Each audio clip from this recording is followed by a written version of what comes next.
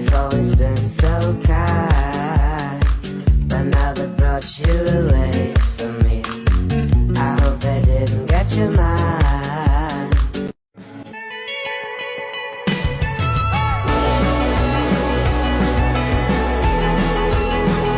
As it was, you know it's not the same as it was.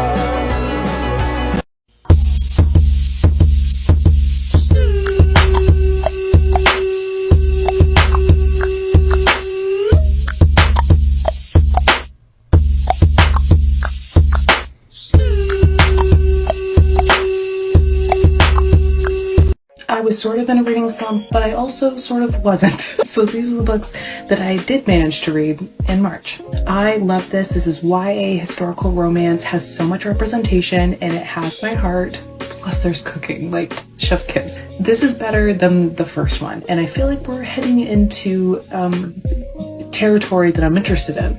Absolutely beautiful Canadian queen. This made me feel like a wizard, and I am very excited to see where the rest of the series goes. I've read some novellas. Some are better than others, and they're just too darn short. And I know that's the point, but they're too short for me. This series is immaculate. I love it with my entire being. Please read it. This book is phenomenal. It's middle grade, but it's so good. Please read it.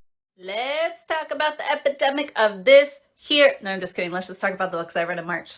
Okay, so I have been in my Dirty Air reread era. This was one of the first series that I read when I started reading. And now that I have a few more books under my belt, I wanted to see if the series helps. Spoiler alert. She does. This is book 2, Collided by Lauren Asher. This is Friends to Lovers, Friends with Benefits to Lovers, Sheltered, Good Girl Sophie, and Formula One's Golden Boy Liam spark up a friendship, and he helps her complete all the naughty things on her bucket list. Next, unfortunately, I read Consider Me. To be fair, I was ready to make this my new personality, but it was a huge miss for me. Carter Beckett, NHL resident bad boy. The only girl he wants is his best friend's fiance's best friend, Olive. He eats a lot of Oreos. They have a lot of bizarre acrobatic sex. Olive can't make up her mind about anything. She constantly talks about how he probably has an STD. And then the first time they hook up, she fucking raw dogs it. Make it make sense. It was a huge no for me, but it's super popular on BookTok, so it might be for you. Next, to get out of my Consider Me slump. Hey, JP! You already know the first book in this series got me out of my ACOTAR slump last month, and this one did not disappoint. This was so fucking fun. It's workplace romance, billionaire romance, forced proximity, and all the fucking banter. Kelsey is looking for her great love, her happily ever after, and JP Kane is gonna deliver. You already know. If Candy Steiner writes it, give me a fucking spoon. Hail Mary is all the tropes. Do you like second chance romance? Enemies to lovers? Forced proximity? Slow burn with major fucking payoff. Fun banter, spicy, I love it. Okay, next I read All's Fair in Love and War. This one is by Sylvie Stewart. It's small town, grumpy sunshine, enemies to lovers, spicy spicy. It's book 1 in a new series, Love on Tap. So fun. Miss Anna. I have learned that marriage of convenience, arranged marriage, forced marriage, whatever you want to call it, is my favorite trope. I'm devouring it. This one delivered. Forced marriage, badass FMC with a sprinkle of touch her and you die. Lastly, this little number was sitting on my shelf for months. Unfortunately, she fell flat for me. This is about Tara. She's a book girly living with her hot ass fireman. Justice for Trevor. This poor guy needs a book redo. He was the best part of this book. She is obsessed with getting her second chance romance, so she makes a list of all her ex-boyfriends. It had so much potential, and Trevor was so funny, but I just couldn't look past the fact that she was constantly eating Cheetos. I guess I have a thing about people eating in my books.